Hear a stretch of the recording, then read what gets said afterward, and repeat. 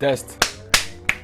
Eh bien salut à toutes et à tous, c'est Simon et aujourd'hui on se retrouve pour l'unboxing de deux très gros colis puisque j'ai reçu mon micro et celui de ma carte son qui va tout simplement avec mon micro.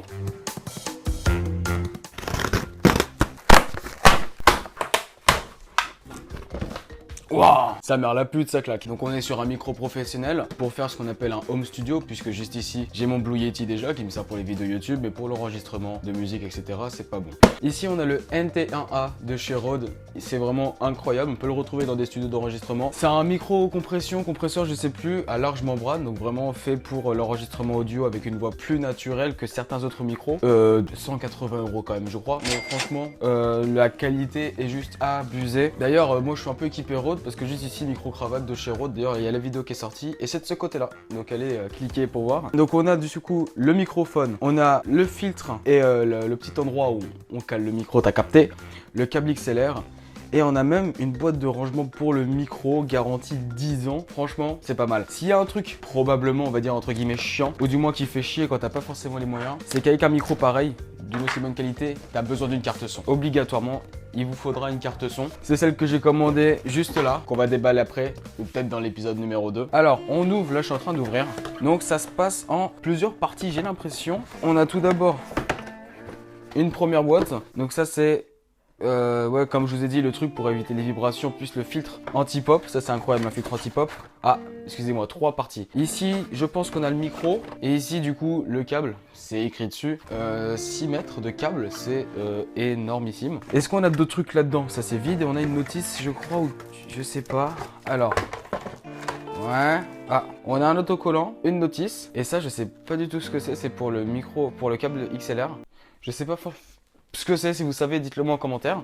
Mais je crois que c'est tout ce qui est dans la boîte. Ok. Bon, on commence par quoi? Par le micro, par le câble. On va commencer par cette partie-là.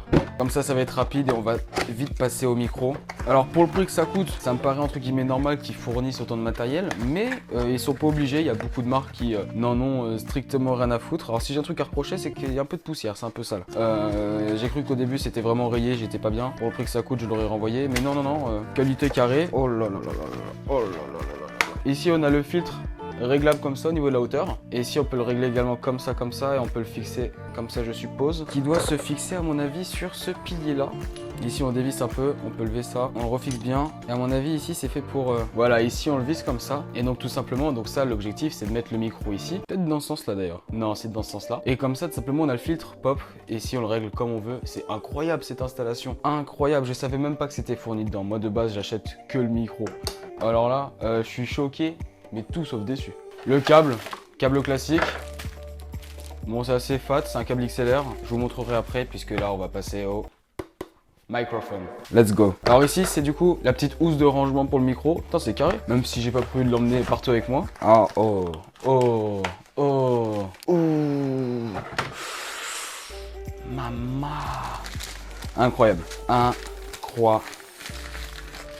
Il y a un contre-jour de merde là qui se fait ou c'est quoi? Made in Australia. Je m'en branle, ça c'est pas mon souci. Le micro, il est incroyable. Pour faire une petite comparaison avec... ça c'est vachement plus gros. Voilà, ça c'est un micro qu'on aura plus l'habitude de voir chez les youtubeurs. Parce que pour enregistrer avec c'est vraiment moyen. Ça, on peut le retrouver chez les youtubeurs, mais ce sera plus du coup pour l'enregistrement de voix naturelle. En studio c'est bien, et moi qui veux faire un home studio, c'est pas mal si vous voyez ce que je veux dire. Le micro est juste incroyable, et niveau matériel on est gâté puisqu'on a 6 mètres de câble juste ici. On a une housse de rangement pour le micro, et on a également le filtre anti-pop avec sa structure. Pour ceux qui savent pas, ces structures là c'est vraiment un truc fait exprès pour pas qu'il y ait de vibration du micro. C'est-à-dire que si je tape sur le bureau mais que le micro il est dans ça, il n'y a pas de souci. Voilà, donc je vous ferai l'installation complète dans une prochaine vidéo. En haut à droite juste ici vous pouvez voir le test du micro et en plus de ça l'installation de la carte son et son déballage. Ce sera l'épisode 2. J'espère que ça vous aura plu et on se retrouve dans quelques jours très rapidement pour la partie 2 avec la carte son. Ciao.